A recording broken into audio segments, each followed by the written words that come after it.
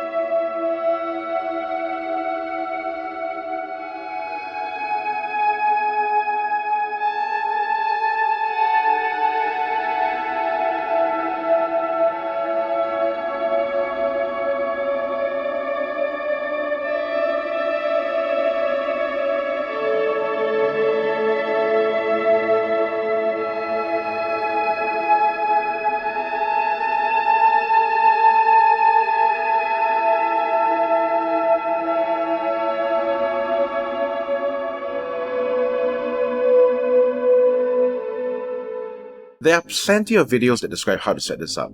In particular, videos by Andy Othling of Lowercase Noises and John Carolino come highly recommended. The basic idea is to have delays with high mix, high feedback, and the reverb with high decay. So rather than clutter YouTube with information you can easily find, let me value add by proposing two more considerations that you can apply to your multi-effects unit like the Line 6 Pod Go. Number 1. Tweaking the tone. In my other videos, I've advocated for finding a niche in the EQ for the electric guitar to sit in.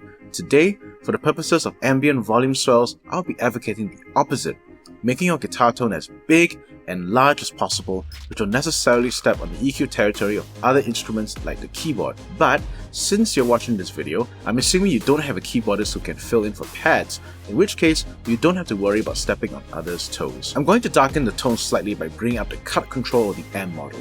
On other M models, you can increase the bass and turn down the presence for a similar effect.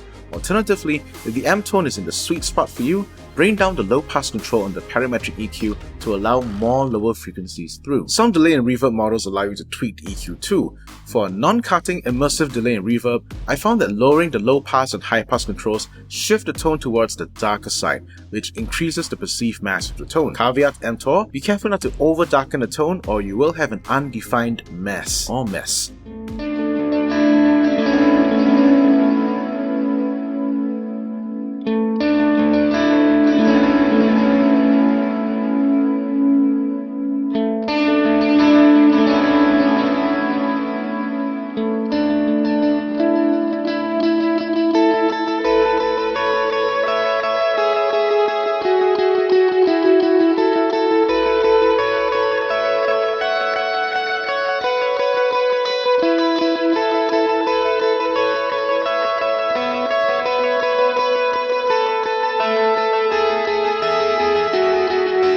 Number 2. Pitch modulation. Not to be confused by a musical key change or the fast wobbly sound from a vibrato pedal made popular by Phil Wickham songs. Here I'm referring to something much more subtle, using effects to mildly shift the pitch of your guitar signal. It's similar to how John Petrucci of Dream Theater and Alex Lifeson of Rush can cover so much space in the sound of the band with just one guitar. Their use of chorusing adds depth and dimension. Here, we want to be much more subtle without the 80s vibe that's trending today. If EQing thickens and darkens the tone in the horizontal direction, think of pitch modulation as thickening in the vertical direction. On the Pod Go, I use a combination of the pitch vibrato effect and a reverse delay with the note subdivision set to half notes. Reverse delay has a perceived pitch shift when the notes trail off due to the attack of the note being reversed. Taken together, the note wobble is barely noticeable, but in the context of a swell, this slight movement introduces a sense of dynamism when you play.